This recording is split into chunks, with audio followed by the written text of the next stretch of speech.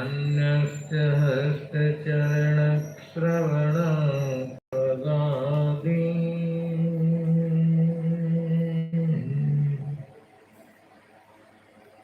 प्राणान्नमो भगवते पुरुषाय तुभ्यम् प्राणान्नमो भगवते पुरुषाय तुभ्यम्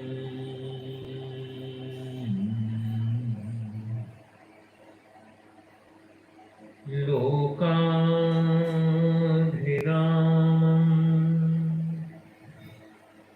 रणरङ्गधीरम्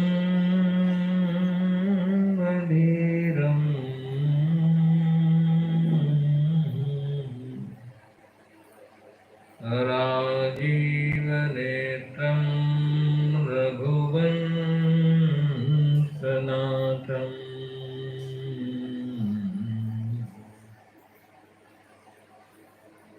कारुण्यरूपं करुणाकरन्तम्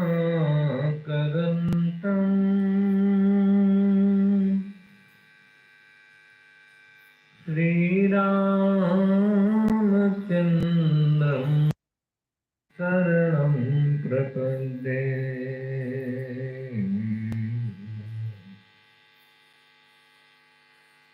बंसी विभूषितकरान्नवनीरदाभा पीताम्बरारुणबिम्बफलाधरोष्ठा पूर्णेन्दुसुन्दरमुखा अरविन्द्रनेत्रा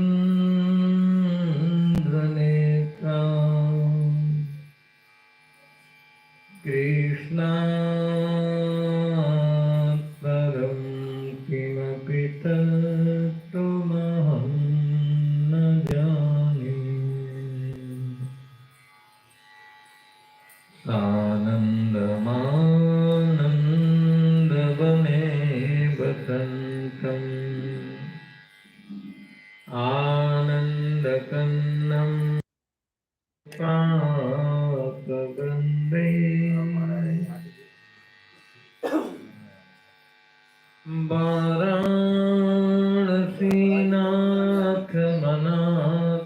वाराणसीनाथमनाथनाथं श्रीविश्वनाथं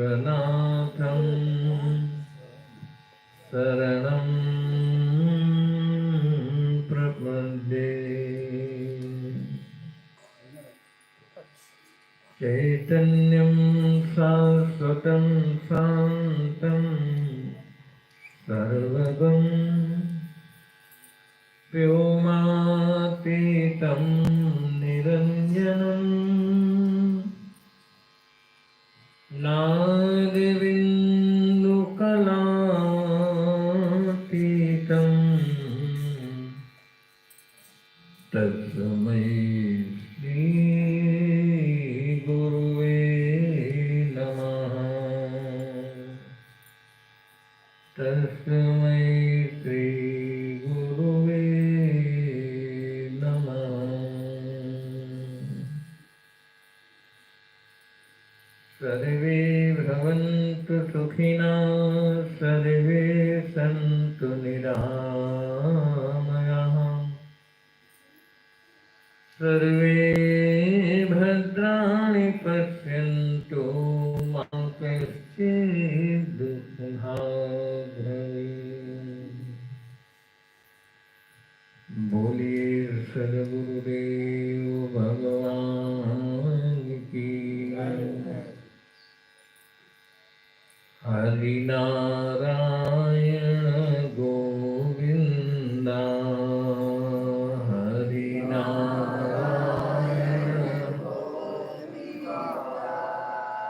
हरिनारायण गोविंदा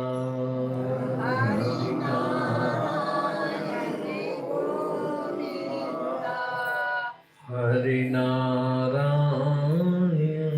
गोविंदा हरि नारायण गोविंदा गोविंदा गोविंदा गोविंदा गोविंदा गोविंदा हरि नारायण गोविंदा हरि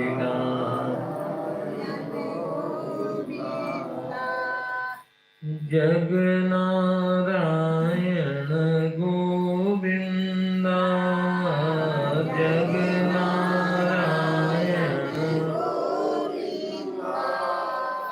जगनारायण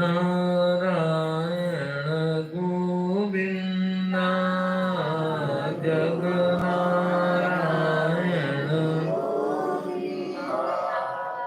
प्रभु नारायण गोविंदा प्रभु नारायण सब नारायण गोविंदा सब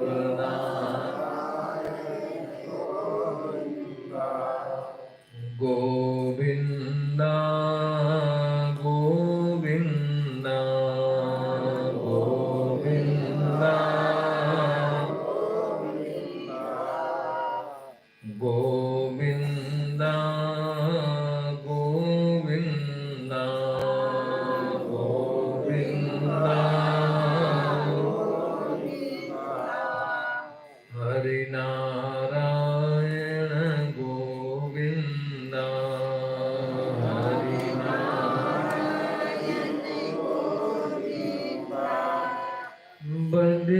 बद्रीनाथ गोविंदा बद्रीनाथ बद्रीनाथ गोविंदा बद्रीनाथ पंढरनाथ गोविंदा पंढरनाथ गोविंदा गोविंदा गोविंदा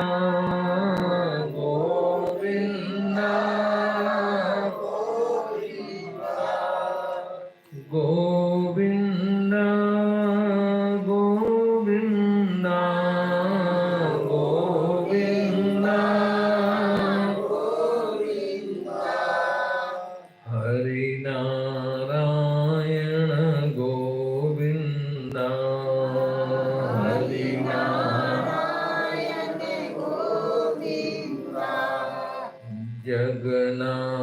जगनारायण गोविंदा जगनारायण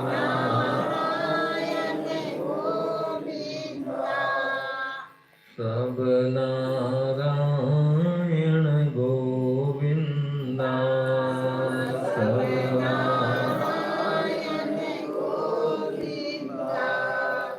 गोविंदा गोविंदा गोविंदा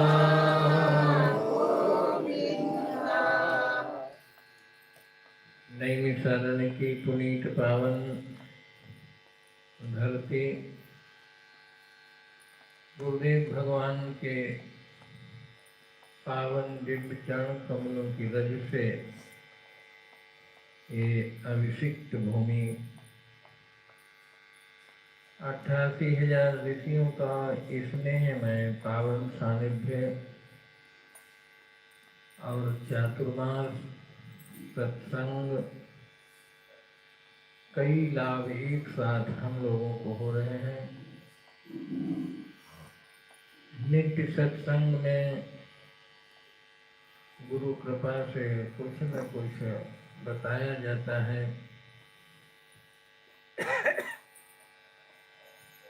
ये मानव जीवन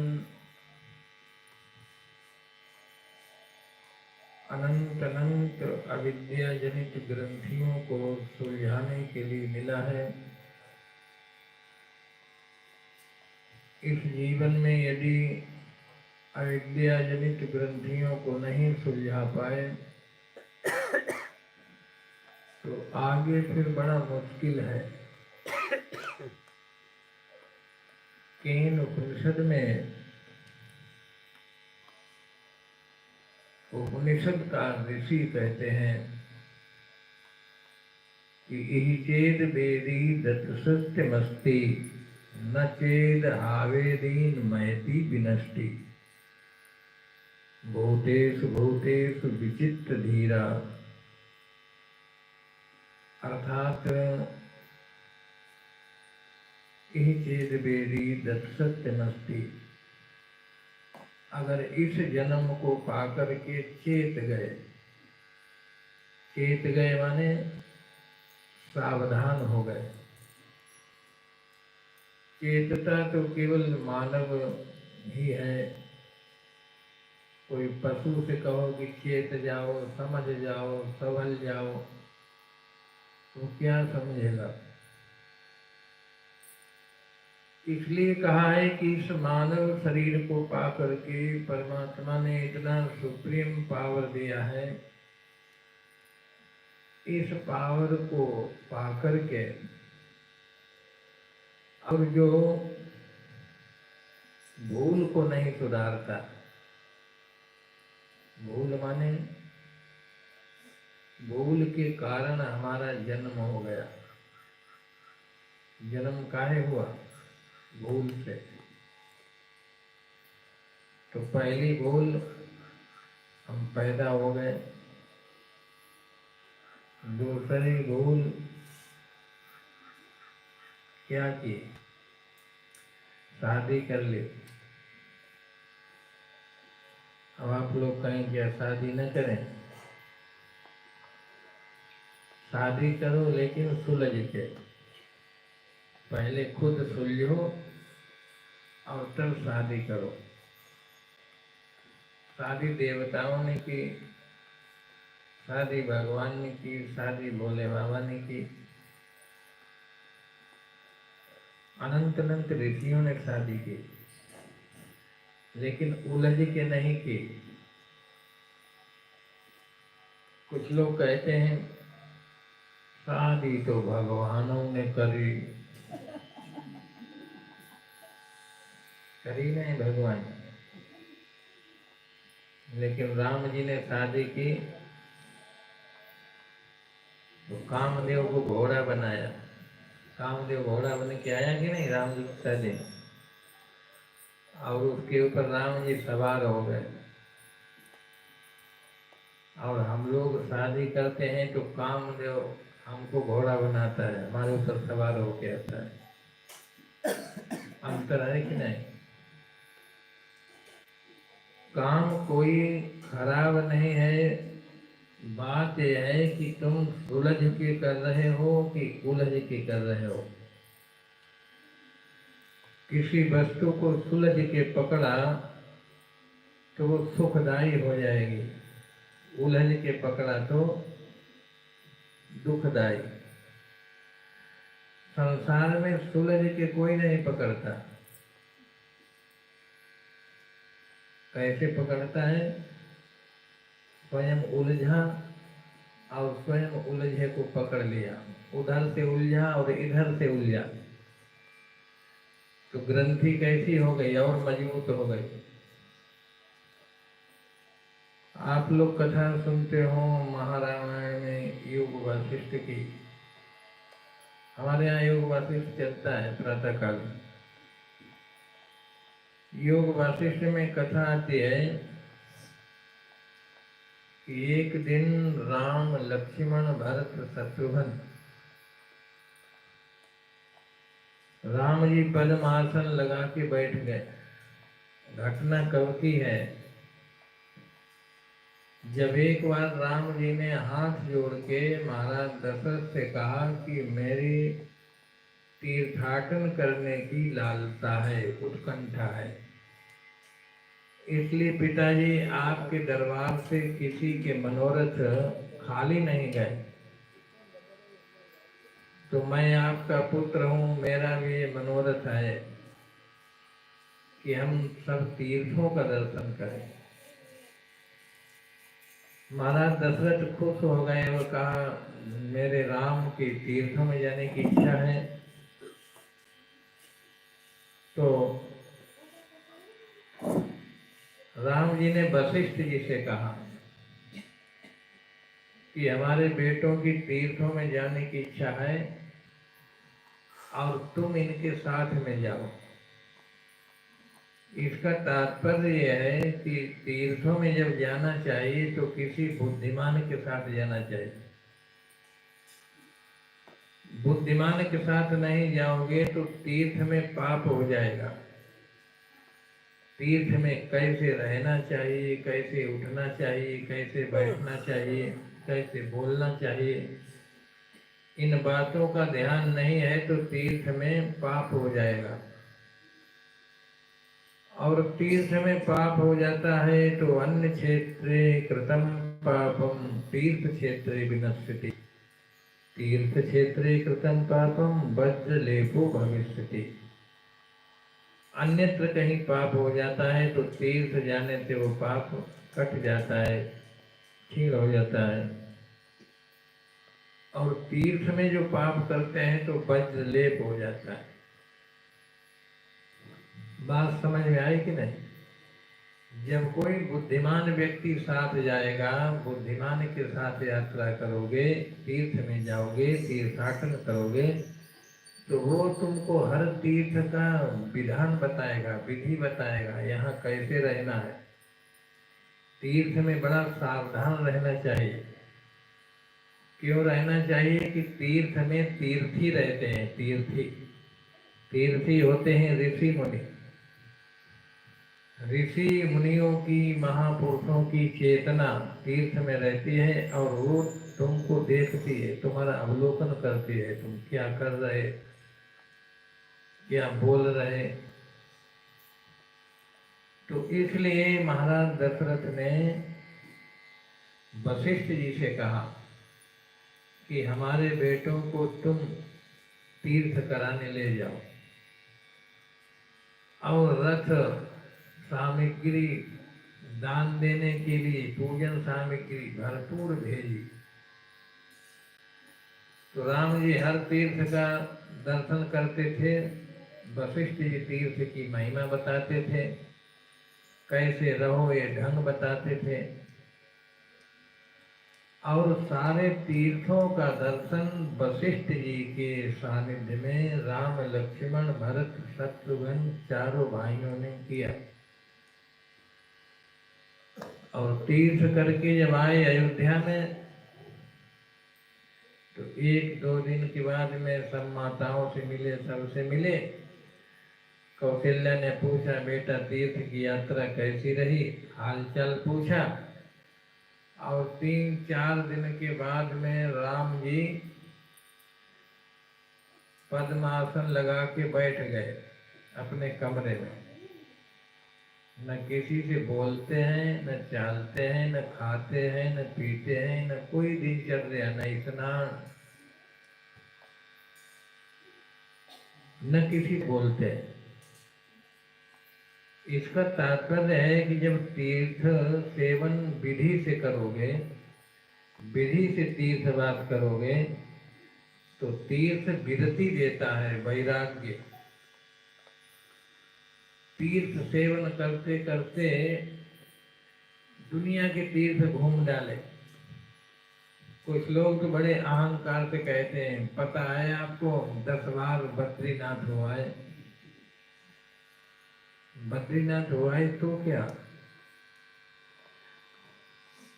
जहां थे वहीं तो खड़े हो, यात्रा तो नहीं हुई। तीर्थ का फल है, यदि तीर्थ का सेवन किया तो तीर्थ से विरति होगी, वैराग्य। और वैराग्य बड़े पुण्यवानों को होता है। तो राम जी को वैराग्य हो गया, बैठे रहते हैं। राम जी को देख करके लक्ष्मण भी अनुकरण करते हैं, भरत शत्रुघ्न चारों बेटे। महाराज दशरथ पूछते हैं, कौशल्या पूछती है, कुछ बोलते ही नहीं, किसी की तरफ देखते ही नहीं। और जब बहुत पूछते हैं तो केवल इतना बोलते हैं कि हाय मैं मारा गया, जो है वही नहीं दिखाई देता, और जो नहीं है वही दिखाई देता है। चुप हो जाते हैं। फिर राम जी को जब वैराग्य हुआ तो महाराज दशरथ भी दुखी हैं कि हमारे बेटों को कोई स्वस्थ करे। तो एक दिन महाराज दशरथ ने अपने मंत्रिमंडल को बुला करके मंत्रणा की और मंत्रियों से पूछा कि हमारे राम की ऐसी दशा क्यों है, क्या हो गया इनको। तो सब मंत्रियों ने अपने अपने मत दिए, अपने अपने विचार दिए। किसी मंत्री ने कहा कि राम अब युवान हुए हैं तो किसी राजकन्या से इनका विवाह कर दिया जाए। तो महाराज दशरथ से जब ऐसे मंत्रियों ने कहा तो वशिष्ठ जी ने कहा कि महापुरुषों का कोई कार्य किसी साधारण कारण से नहीं होता। विवाह शादी के लिए राम जी की ऐसी दशा हो, ये हम नहीं मान सकते। वशिष्ठ जी ने काट कर दिया। और इसके बाद में सभा को विश्राम दिया गया और उसी समय महाराज दशरथ के दरबार में विश्वामित्र जी का प्रवेश हुआ। विश्वामित्र जी का आगमन हुआ तो महाराज दशरथ विश्वामित्र का स्वागत करने के लिए सिंहासन छोड़ करके और आगे जाकर के उनको बड़े आदर से लिया, सिंहासन पर बैठाया, धूप दीप नैवेद्य से पूजन किया, अर्घ दिया। और इसके बाद में फिर महाराज दशरथ ने पूछा कि महाराज आपका आगमन कैसे हुआ। संत महात्मा अकारण कहीं जाते नहीं, तो आपके आने का कोई तो कारण होगा। ये कथा युग वशिष्ठ की है। युग वशिष्ठ माने महारामायण। महारामायण कहते हैं। तो ऐसे जब कहा तो विश्वामित्र जी ने कहा कि देखो हम एक यज्ञ कर रहे हैं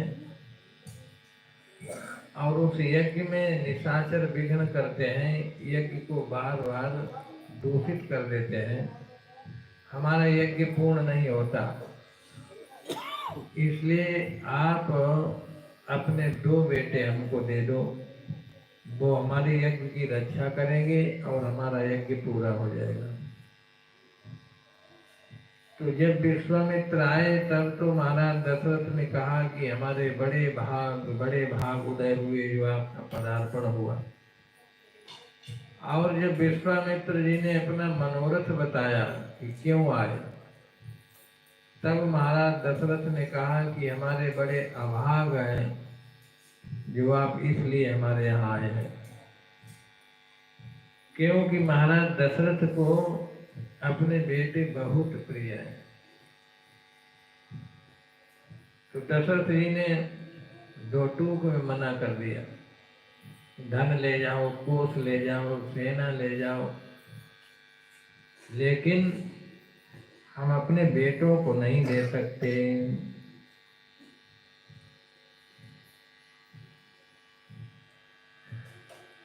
ऐसे जब कहा कि मेरा तो बड़ा अभाग है जो आप इस निमित्त से आए हैं,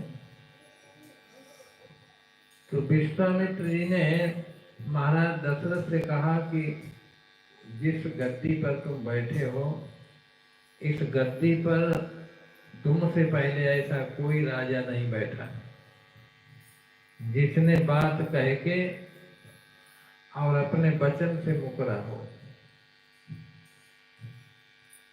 ठीक है, तुम कहते हो कि मैं नहीं दे सकता तो मैं चला जाऊंगा, लेकिन तुम इस गद्दी को कलंकित कर रहे हो।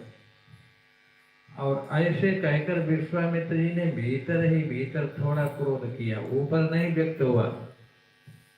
नाकें लाल हुई, ओंठ फड़के, थोड़ा क्रोध भीतर ही भीतर किया।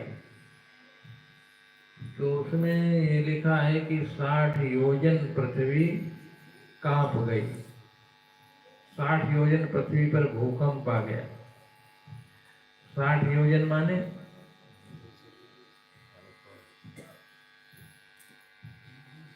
60 योजन बहुत हो जाती है।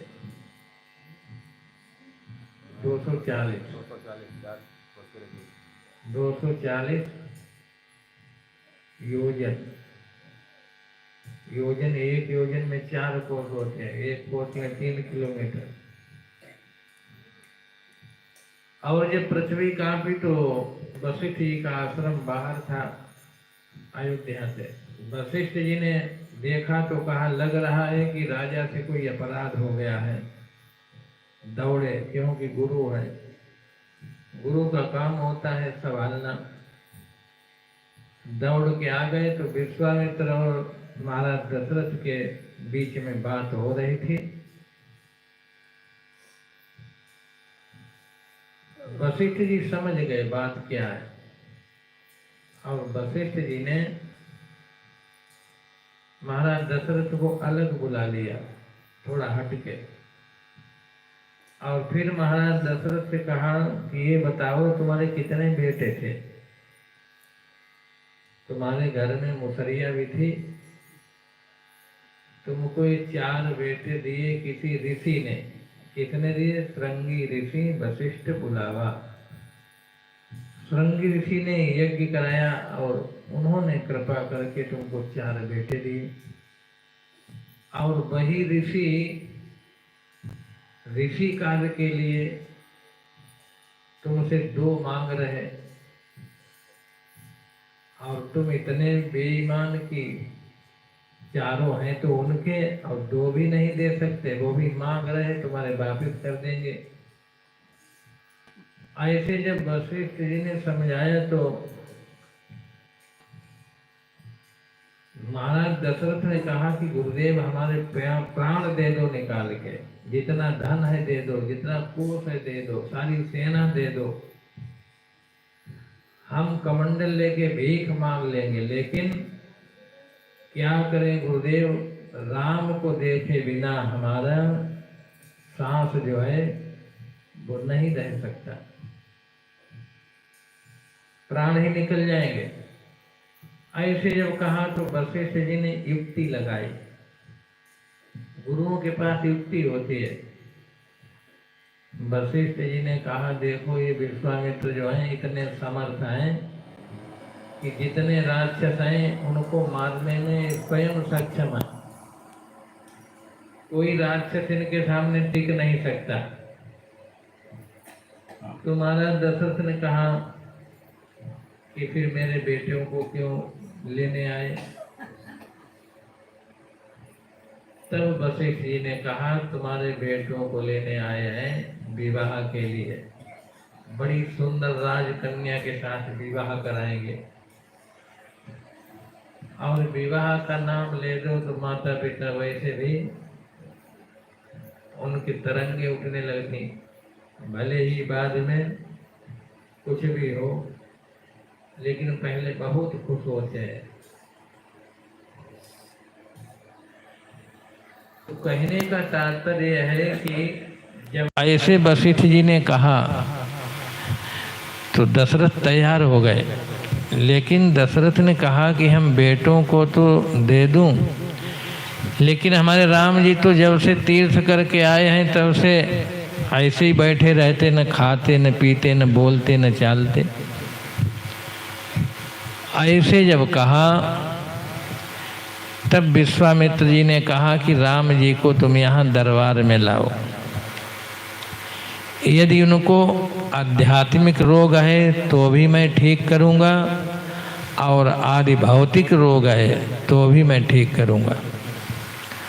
और फिर विश्वामित्र के कथनानुसार राम जी को दरबार में लाया गया और उस दरबार में फिर विश्वामित्र जी ने आज्ञा दी वशिष्ठ जी को कि देखो राम जी को परम उत्कृष्ट वैराग्य हुआ है और तुम बड़े भाग्यशाली हो, इसलिए राम जी को अब स्वस्थ करने की जरूरत है, इनको स्वरूप में स्थित करने की जरूरत है। अब तुम योग वासिष्ठ तुम सुनाओ। वशिष्ठ जी से कहा तुम कुल गुरु हो, तुम सुनाओ। और फिर वशिष्ठ जी ने योग वासिष्ठ सुनाया। योग वासिष्ठ आद्योपांत सुना और राम जी स्वस्थ हुए। संसार क्या है, जीव क्या है, माया क्या है और अपना स्वरूप क्या है, ब्रह्म क्या है, इन सब बातों को समझ के जब अपने स्वरूप में परिनिष्ठित हो गए, आत्मस्थ हो गए, आत्मवान हो गए, तब विश्वामित्र उनको ले गए। एक कथा तुमको हमने इसलिए सुनाई कि राम जी ने विवाह कब किया, जब आत्मस्थ हो गए, आत्मा राम हो गए। इसका तात्पर्य है कि शादी विवाह भी तब करना चाहिए जब तुमको अपना बोध हो जाए। जब अपना ही बोध नहीं, तुम ही जब नशे में हो, तुम ही जब होश में नहीं हो, तो तुम्हारे साथ जो आएगा उसको होश में क्या करोगे। तो हम बता रहे थे कि पहली भूल हो गई कि पैदा हो गए और दूसरी भूल हुई शादी कर ली और फिर तीसरी भूल बच्चे हो गए। अब भूल पर भूल, भूल पर भूल। पहली ग्रंथि कौन सी लगी, जन्म हो गया। दूसरी ग्रंथि में शादी कर ली, संबंध कर लिया। तीसरी ग्रंथि में बच्चे। और फिर ऐसे फंसे। कैसे फंसे कि यही नहीं जानते। कुछ लोग कह देते हैं हमको किसी से माया मोह नहीं, रहते हैं घर में। और बकरी का भी पेट फूल जाए तो व्याकुल हो जाते। मुंह से बोल देते हैं बिना समझे, हमको किसी से लेना देना कुछ नहीं। तो यदि समझदारी से संसार को छुओ, समझदारी से पकड़ो, तो ये संसार तुम्हारे लिए रसमय हो जाएगा। और समझ बिगड़ गई तो इतना विषाक्त है कि बढ़िया बिस्तर पर भी नींद नहीं आती, नींद का टेबलेट लेना पड़ता है। हमारे ऋषि सुलझाते थे, सुलझाते। हम तो एक सूत्र देते हैं कि सुलझो या सुलगो। बात समझ में आई कि नहीं? जो सुलझे हैं वो सुलग नहीं रहे, सुलझे नहीं उलझे हैं वो सुलग रहे। ऐसी अग्नि में सुलग रहे हैं कि धुआं कहीं दिखाई नहीं देता, लेकिन भीतर ही भीतर सुलग रहे। संतों ने कहा है लगी आग संसार में झरझर गिरत अंगार, और जो ना होते संत जन तो जरी जातो संसार। यदि संत जन न होते, सुलझाने वाले न होते, तो इस संसार की अविद्या जनित अग्नि सबको जला करके राख का ढेर कर देती। ये तो संत हैं जो सुलझाते रहते हैं। तो इस शरीर को पा करके क्या करना चाहिए? पहले आत्मस्थ होना चाहिए। अपनी संपूर्ण शक्ति लगा करके पहले ज्ञानवान हो जाओ, अपने को समझ लो, और फिर संसार में चाहे राजा बनो, चाहे मोदी बनो, चाहे योगी बनो, फिर कोई फर्क पड़ने वाला नहीं। और अज्ञानी बन के यदि इस संसार को छुआ तो बाजी हार जाओगे, कितनी खतरनाक मोड़ में चले जाओ। इसीलिए उपनिषद का ऋषि कहता है कि चेद वेदी दत्त षष्ठमस्ति न चेद आवेदीन महिति विनष्टि। भैया अगर चेत गए तो तुम्हारे जीवन में महान खुशियां हैं, और न चेते तो न चेद आवेदीन महति विनष्टि, तो महान विनाश के कगार पर खड़े हो। तो इस मानव शरीर पा करके भगवान की तरफ, भगवान को समझने का, भगवान से जुड़ने का, भगवान से संबंध बनाने का प्रयास करो। सत्संग के माध्यम से सत्संग करो। अगर कहीं संतों का सत्संग मिलता है तो सत्संग करो, और न मिलता हो तो शास्त्र के साथ रहो। कोई शास्त्र, रामायण, गीता, भागवत, कोई पुराण, उसको थोड़ी देर जरूर अवलोकन करो, जरूर देखो। शास्त्र में, गीता में तुम्हारे पूरे जीवन का अनुभव भरा हुआ है। जाने क्या जादू भरा हुआ भगवान तुम्हारी गीता में, जाने क्या जादू भरा हुआ भगवान तुम्हारी गीता में। मन सुनकर चमन हुआ। जरा गीता का एक श्लोक पढ़ा तो मन ऐसा हो जाता है, हरा हो जाता है, शांत हो जाता है।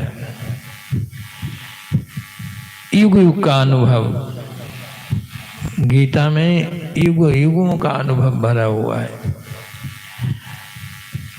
लेकिन गीता है, रामायण है, शास्त्र है, सब कुछ है, घर में पड़े रहते हैं, सबके लिए टाइम है, लेकिन गीता के लिए टाइम नहीं। हम तो जाते हैं बाहर तो लोग कहते महाराज हमारे यहाँ ये पुराण है, हमारे दाऊ थे, दादा थे, बहुत पढ़ते थे, अब सब आश्रम में ले जाओ। अब हमको एलर्जी, हम नहीं पढ़ते। हम गाड़ी पर हमारे लाद देते हैं, सब हम ले आते हैं आश्रम में। तो पीछे वाले जो पढ़ते थे वो मूर्ख थे, कि जो हटा रहे ग्रंथ वो मूर्ख हैं, तो भगवान फैसला करेगा। लेकिन जो शास्त्रों के साथ रहता है, सत्संग के साथ रहता है, वही जागृत है, वही जाग रहा है। और बाकी तो यहाँ मोहनिशा सब सोवनिहारा। मोह, जहाँ देखो, तुमने देखा होगा कि शहरों में जाओ तो कहते फला मोहल्ला में जाना। मोहल्ला का अर्थ जानते हो? जहाँ मोह का हो हल्ला, उसी का नाम है। हर जगह मोह का हल्ला, मोह का बेटा बेटी, उन्हीं में गए, उन्हीं के लिए चिंतन, उन्हीं के लिए उनका चिंतन करो, ध्यान करो, अच्छी बात है, संभालना चाहिए, संस्कार देना चाहिए। लेकिन संभालते संभालते अपने को भी संभालना चाहिए, अपने को भी संभालना चाहिए। तुम ही नहीं संभल पाए तो जिनको संभाल रहे हो वो भी जाएंगे और तुम भी जाओगे। तुम संभल गए तो वो भी बच जाएंगे और तुम भी बच जाओगे। तो ये जो शास्त्र की परंपरा है, सत्संग की परंपरा है, ये बड़े बड़े ऋषि सत्संग के साथ रहते थे। सृष्टि के जो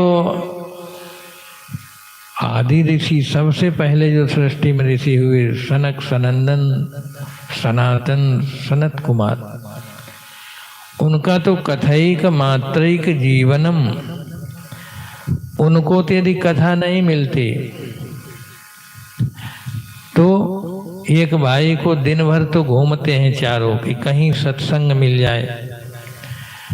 कहीं सत्संग हो रहा है तो चारों भाई बड़े प्रेम से सुनते हैं, और दिन के अंत तक कोई सत्संग नहीं मिला तो एक भाई को बिठा देते हैं, 3 बैठ जाते हैं, एक सुनाता है 3 सुनते हैं।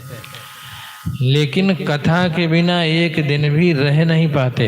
कथैक मात्रिक जीवनम, उनका जीवन ही कथा है। कथा नहीं तो कुछ नहीं। एक बार कथा खोजते खोजते खोजते खोजते चारों भाई कैलाश पहुंच गए। कैलाश में, और कैलाश में जब पहुंचे तो चारों भाई नगन रहते हैं, छोटे छोटे हैं, पंचवर्षीय, 5 वर्ष के। 5 वर्ष के बालक को कपड़ा उसकी क्या जरूरत है, और उस युग में तो बिल्कुल जरूरत नहीं थी। आजकल तो इतना बड़ा बच्चा होता है तो बाकी जाने कितने कपड़े उसे बांध के। तो 5 वर्ष के थे, नगन थे, सत्संग की खोज करते करते करते करते कैलाश पर पहुंच गए। और कैलाश पर भूत भावन भोलेनाथ भगवती माँ पार्वती को कथा सुना रहे थे। आजकल लोग कथा ढूंढते हैं तो कहते हैं भीड़ कैसी है। बात समझ में आई कि नहीं? कथा में भीड़ बहुत है तो वक्ता सफल, और भीड़ नहीं है तो बात समझ में आई कि नहीं? जब भोले बाबा कथा सुनाते हैं श्रोता कितने होते हैं? केवल पार्वती अथवा उनका परिवार, गणेश बैठ जाए, नंदी बैठ जाए, इतने तो श्रोता हैं। याज्ञवल्क्य कथा सुनाते हैं तो श्रोता भारद्वाज, कागभुचुंडी सुनाते हैं तो गरुड़ जी। तो वहाँ भीड़ नहीं तो क्या भोले बाबा को कथा करनी आती नहीं? कथा नहीं जानते? भीड़ से लेना देना कुछ नहीं होता है। और भीड़ ज्यादा वहीं होगी जहाँ ज्यादा कचरा होगा। हमको एक बार दिल्ली बुलाया गया तो वहाँ एक वृंदावन के व्यास आए थे। तो कथा में 18 बाजा बज रहे थे, 18। और जब वो बाजा बजते थे तो हमको तो ऐसा लगता था कि लाठी चल रही है। व्यास क्या कह रहे हैं ये कुछ सुनाई नहीं पड़ता था, बाजा क्या कह रहा है ये कुछ सुनाई नहीं पड़ता था। और वो बाजा बजते थे और नाचने वाले नाचते थे, और बैनर लगा था कि भागवत ज्ञान यज्ञ। तो कलयुग है, चलो अच्छा है, जो हो रहा सब ठीक है। तो भोले बाबा पार्वती मैया को कथा सुना रहे थे कैलाश पर, और ये सनकादिक चारों ऋषि पहुंच गए। तो जब पहुंच गए, नंगे धड़ंगे थे, तो पार्वती को गुस्सा आया, न पूछना न बताना, घुसते चले आ रहे। चारों भैया बैठ गए। कहा क्या वस्त्रों का अकाल पड़ा है क्या? और ऐसे कह के फिर भी पार्वती का गुस्सा नहीं शांत हुआ तो श्राप दे दिया। कहा कि ऊंट जैसा मुंह उठाए चले आते हो, जाओ ऊंट हो जाओ। तो जब श्राप दे दिया तो सनकादिक ऋषियों पर तो कोई असर नहीं। जो भगवान के भक्त होते हैं, जिनका भगवान से अहर्निश संबंध होता है, एक क्षण के लिए भगवान से अलग नहीं होते हैं, उनके ऊपर संसार की किसी बात का प्रभाव नहीं पड़ता। तो पार्वती मैया ने श्राप दे दिया कि ऊंट जैसा मुंह उठाए चले आते हो, सब जाओ ऊंट हो जाओ। तो जब श्राप दिया तो चारों भैया ऊंट हो गए और ऊंट होकर के कथा सुनते रहे और चारों भैया खुश होकर के ऊंट बन के चल दिए। तब भोले बाबा ने कहा, पार्वती तुमने इनको श्राप तो दे दिया, ये चाहते तो तुमको भी उटनी बना सकते थे, लेकिन ये संत हैं, इन्होंने सह लिया और तुम्हारे श्राप को सहर्ष अंगीकार कर लिया। लेकिन इन्होंने तो सह लिया, लेकिन भगवान नहीं सह पाएंगे और तुम बड़ी खतरनाक मोड़ पर चली जाओगी, इसलिए जल्दी समझौता कर लो। ऐसे जब भोले बाबा ने समझाया तब तक ये चारों भैया ऊंट बन करके और गंधमादन पर्वत पर निकल गए और वहाँ अपने भगवान का नाम प्रेम से लेते हैं। हरि शरणम हरि शरणम हरि शरणम हरि शरणम हरि शरणम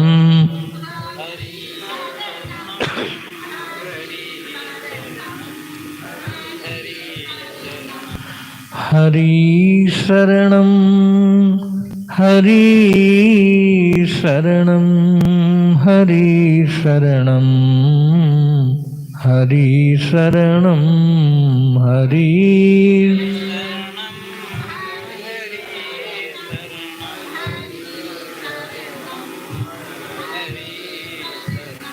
देखो जो हम मंत्र तुमसे बुला रहे हैं सनकादिक ऋषियों का है, और इस मंत्र का प्रभाव जानते हो क्या है? जो इसको भाव से बोलता है उस पर बुढ़ापा नहीं आता। ये 5 साल के बने रहते हैं। तुम लोगों ने भी कथा सुनी होगी कि 5 साल के ही बने रहते हैं, बूढ़े कभी नहीं होते। क्यों नहीं बूढ़े होते? कि इनकी जीवा पर हरि शरणम मंत्र रहता है।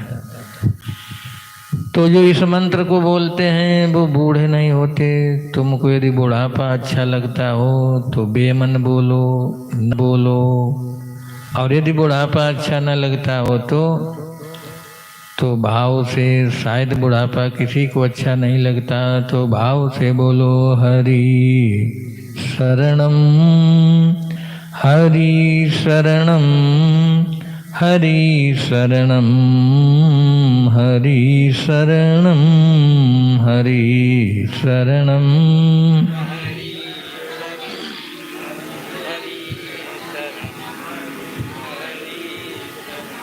हरि शरणम हरि शरणम हरि शरणम हरि शरणम हरि शरणम।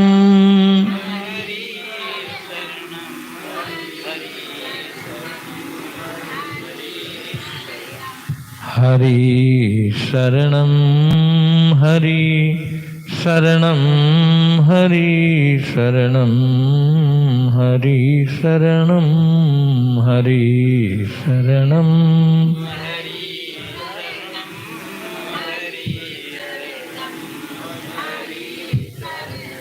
तो गंधमादन पर्वत पर चारों भैया ऊंट बनके और हरि शरणम हरि शरणम हरि शरणम मंत्र का जाप कर रहे हैं। पार्वती मैया ने खोजा, फिर दिव्य दृष्टि से देखा कि चारों गए कहाँ। तो गंधमादन पर्वत पर तो तुरंत पहुंच गई और पहुंच के कहा, बेटा अब तुम सब अपने पुनः उसी रूप में आ जाओ। सनकादिक ऋषियों ने कहा कि माता जी तुमने बड़ी कृपा की और कृपा करके अब हमको ऊंट ही बने रहने दो। पार्वती मैया ने कहा, नहीं नहीं, मैं अपने बेटों को ऊंट नहीं देख सकती। तो सनकादिक ऋषियों ने कहा, नहीं माँ, हमको तो ऊंट ही बना रहने दो। पार्वती मैया ने कहा, तुमको ऊंट बनने से लाभ क्या? तो सनकादिक ऋषियों ने कहा कि जब मैं मानव शरीर में था तो पेस्ट करो, शौच जाओ, स्नान करो, शुद्धिकरण करो, तब कहीं भजन करो। अब इस शरीर में न स्नान की चिंता है, न पवित्रता की चिंता है, न शौच जाने की चिंता है, इसलिए भजन का जो समय कटता था अब वो भी हमारा जुड़ गया, तो अब भजन अच्छा होता है। इसलिए हमको ऊँट ही बना रहने दो। पार्वती मैया ने कहा नहीं नहीं, मैं अपने बेटों को ऊँट नहीं देख सकती। और फिर हठात बलात् पार्वती मैया ने उनको पुनः सनकादिक के रूप में उनकी परिणति कर दी। कहने का तात्पर्य है कि भजन जिस शरीर से होता है, सनकादिक ऋषि कितने भजन के प्रेमी हैं कि ऊंट शरीर में अधिक भजन हो रहा है तो उसी को स्वीकार कर लिया कि यही रहने दो। तो इसलिए जिस शरीर में भजन हो, तुलसी भगत स्वपच भलो, भले ही कोई स्वपच हो, नीच जाति का हो, लेकिन भजय राम दिन रैन, जिसके मुखारविंद से परमात्मा का पावन नाम निकलता है, वो धन्य सोकुल धन्य उमा जगत पूज्य सुपनीत, भोले बाबा कहते हैं। और भैया ऊंचा कुल के ही काम को, कुल तो बहुत ऊंचा है, लेकिन जहाँ न हरि को नाम, जहाँ कभी भगवान का नाम ही नहीं निकलता है, तो इसलिए वही शरीर धन्य है, वही घड़ी धन्य है, वही समय धन्य होता है जब जीव को परमात्मा के गुणानुवाद करने का, सुनने का अवसर मिलता है। धन्य घड़ी, धन्य घड़ी जब होई सत्संगा, वो घड़ी धन्य होती है जब सत्संग होता है। लेकिन हम लोग सत्संग की महिमा नहीं जानते। सत्संग जीवन में होता है तो संस्कृति का अंत कर देता है। सत्संगति संस्कृति कर अंता, और पुण्य पुंज बिनु मिलहि न संता। पुण्यों के जब पुंज ढेर के ढेर इकट्ठे होते हैं तब संतों का सानिध्य मिलता है। लेकिन कलयुग ने ऐसी बुद्धि फेर दी है जीवों की कि उसका सब कामों में मन लगेगा, प्रपंच में बहुत मन लग जाता है, लेकिन भगवंत में मन नहीं लगता। प्रपंच बहुत अच्छा लगता है। डूबने वालों के लक्षण क्या होते हैं? मरने वालों के लक्षण जानते हो? नहीं जानते।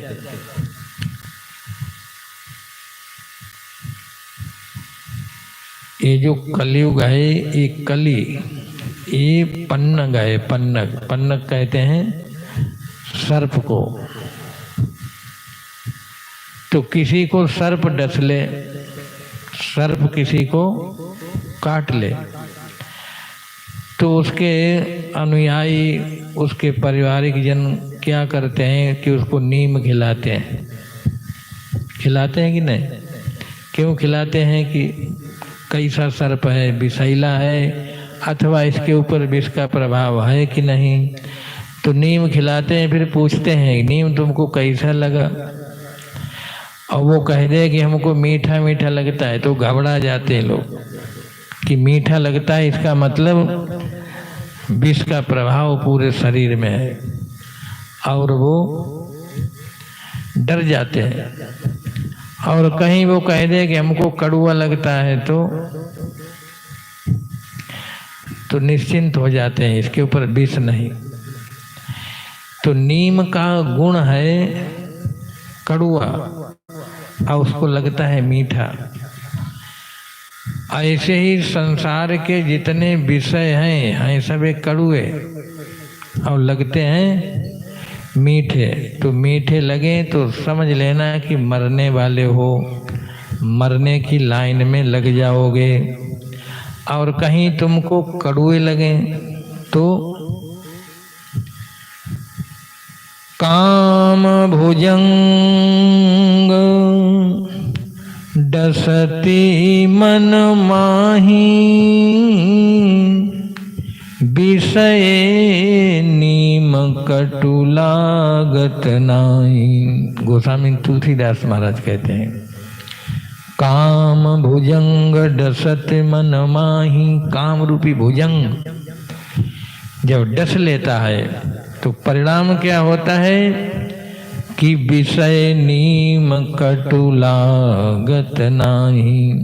जो कड़ुए हैं वो मीठे लगने लगते हैं। विषय मीठे हैं कि भगवान का नाम मीठा है। तो सभी शास्त्र एक स्वर से कहेंगे कि नाम मीठा है और विषय कड़ुए हैं। लेकिन हमको यदि नाम कड़ुआ लगता है तो समझ लो कि विष का प्रभाव है।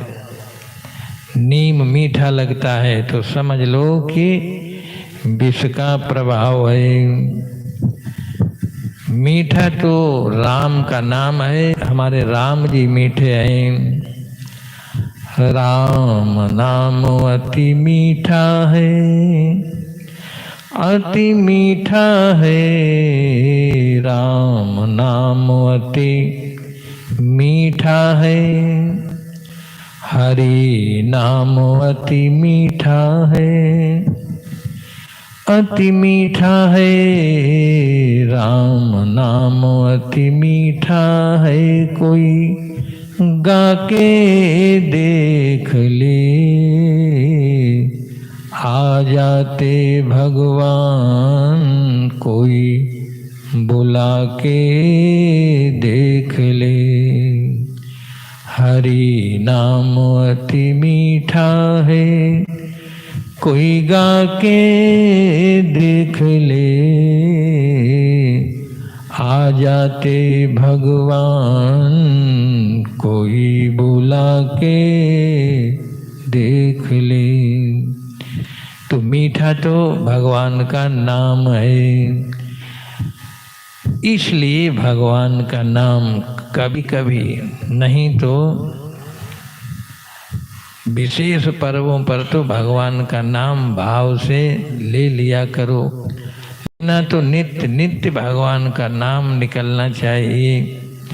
भगवान का नाम दिन में निकल गया तो रात्रि के पाप सब छीण, रात्रि में निकल गया तो दिन के पाप कट जाते हैं। तो अपने को हल्का करते रहो, हल्का, क्योंकि भवसागर से तरना है। नाव हल्की होगी तब अच्छी तरीके से पार जाएगी, कि बहुत वजन भर लो फिर डूब जाएगी। तो इसलिए भगवान का नाम सुबह शाम अथवा जब समय मिले तब भगवान का नाम लेते रहो। हरे कृष्णा कृष्णा कृष्णा कृष्णा हरे हरे।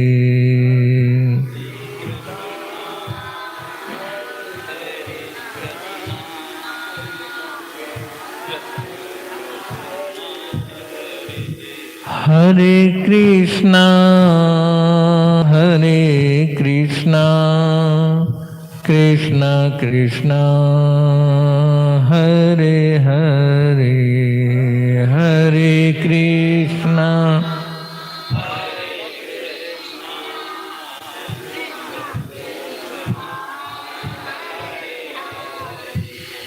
हरे राम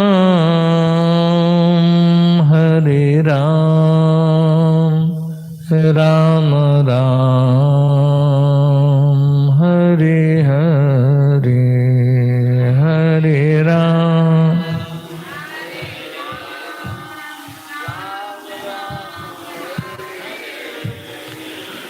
देखो, देवहूति अपने बेटा कपिल से कहती है कि बेटा कपिल, जब हम तुम्हारी बताई हुई साधना करने के लिए बैठती हैं तो मेरा जीवन जो पूर्वार्ध रहा तुम्हारे पिताजी के साथ में, वो समय हमको बार बार हमारी स्मृति में आता है।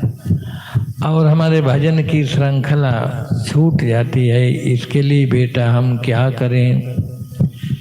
तब कपिल भगवान ने यही साधन बताया कि माँ, जब तुमको पूर्वार्ध संसार याद आए, बीता हुआ संसार याद आए, तो जोर जोर से भगवान को पुकारा करो।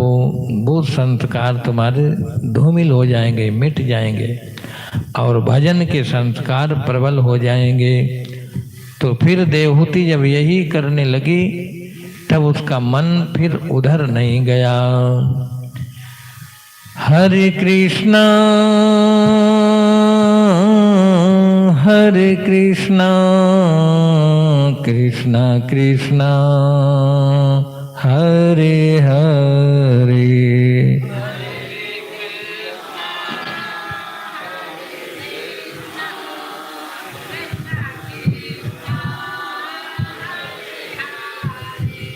हरे राम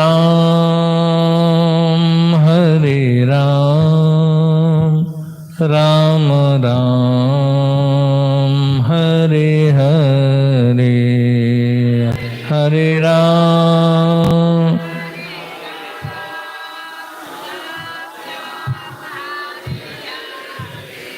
हरे कृष्णा कृष्णा कृष्णा हरे हरे, हरे कृष्णा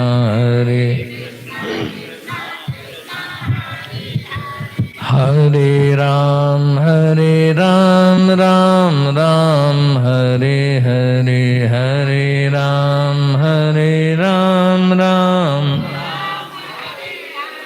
हरे कृष्णा कृष्णा कृष्णा हरे हरे, हरे कृष्णा कृष्णा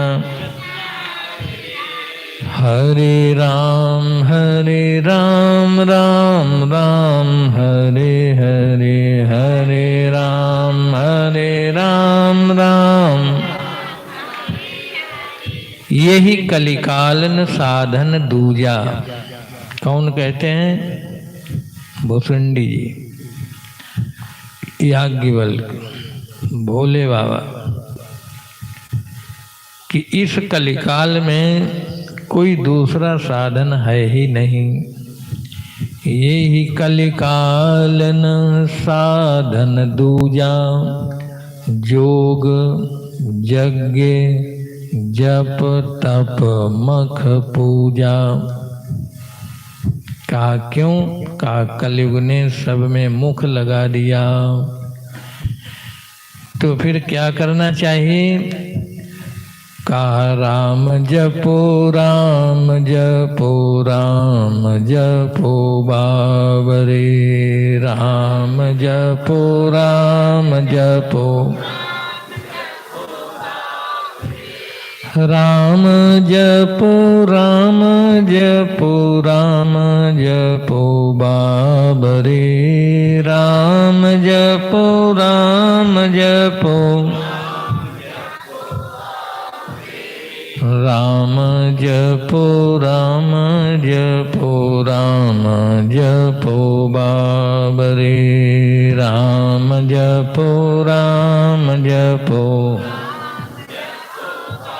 राम जपो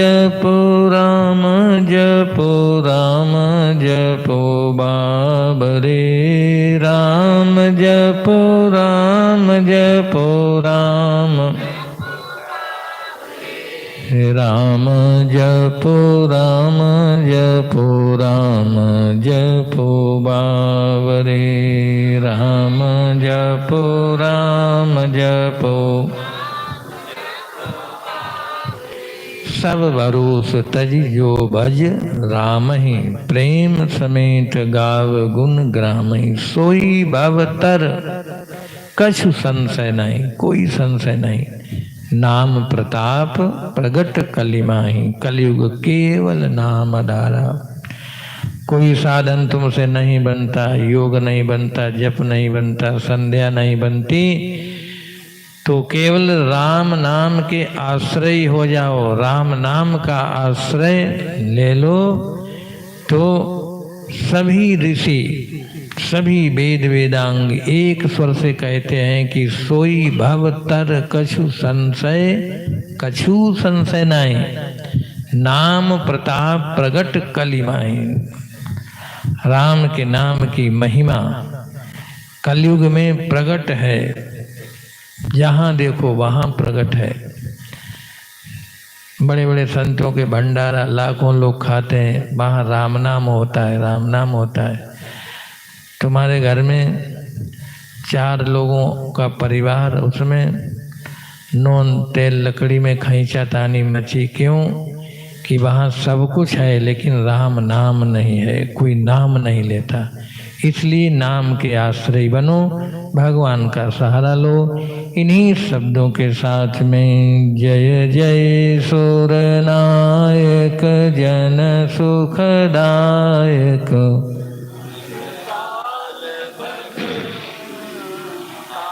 गोद जय हितकारी, जय असुरारी, सिंधु सुता प्रिय कन, पालन सुरधरणी, अद्भुत करनी, मरमु न जाने को। जो सहज कृपाला, दीन दयाला, करहु अनुग्रह सोई। जय जय अविनाशी, सब घटवासी, व्यापक परमानंद।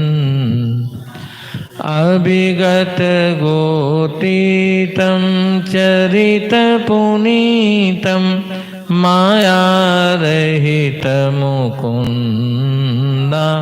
जेहि लागी विरागी अति अनुराग, विगत मोह मुनि वृंद।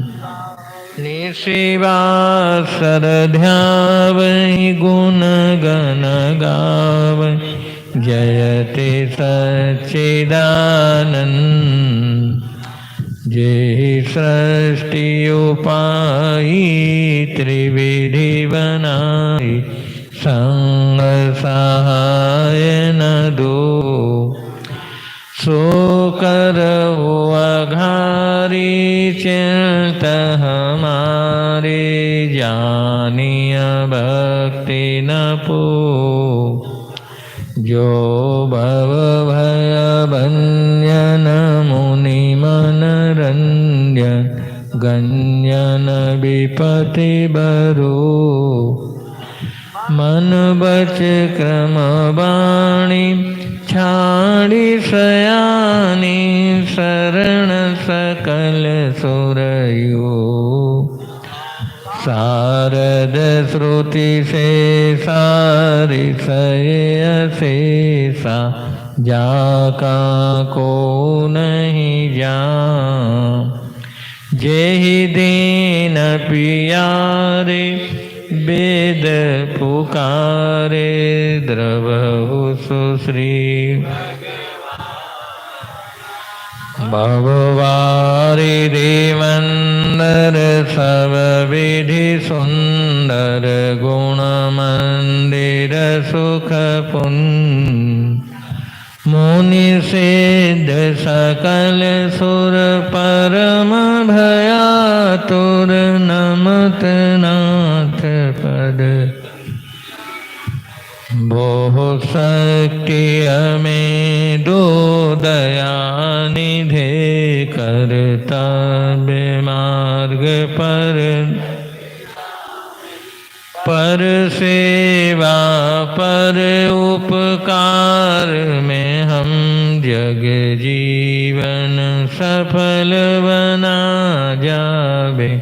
हम दीन दुखी, निबलों विकलों कैसे। संताप हरे जो है अटके, भूले भटके, उनको तारे हम तर जा। छल दंभ द्वेष पाखंड जो अन्याय से निसरिन दूर रहे। जीवन हो शुद्ध सरल अपना सोची प्रेम सुधारस बर। निज आन मान मर्यादा का प्रभु ध्यान रहे। मान रहे जिस देश जात में जन्म लिया बलिदान। हो जावे बहु शक्ति में दो दया निधे करताबे। डट जावे पर सेवा पर उपकार में हम जग जीवन। ध्यान मूलम गुरुर्मूर्ति पूजा मूलम गुरुर्पदम मंत्र मूलम गुरुर्वाक्यम मोक्ष मूलम गुरुकृपा। सर्वे भवन्तु सुखिना सर्वे सन्तु निरामया सर्वे भद्राणि पश्यन्तु मा कश्चित् दुःखभाग् भवेत्। बोले सनातन धर्म की, भगवान श्री राम कृष्ण की, दुर्गा माता की, वीर बजरंगबली की, भूत भावन भोलेनाथ की, नैमिषारण्य तीर्थ की, सद्गुरुदेव भगवान की। हर हर महादेव।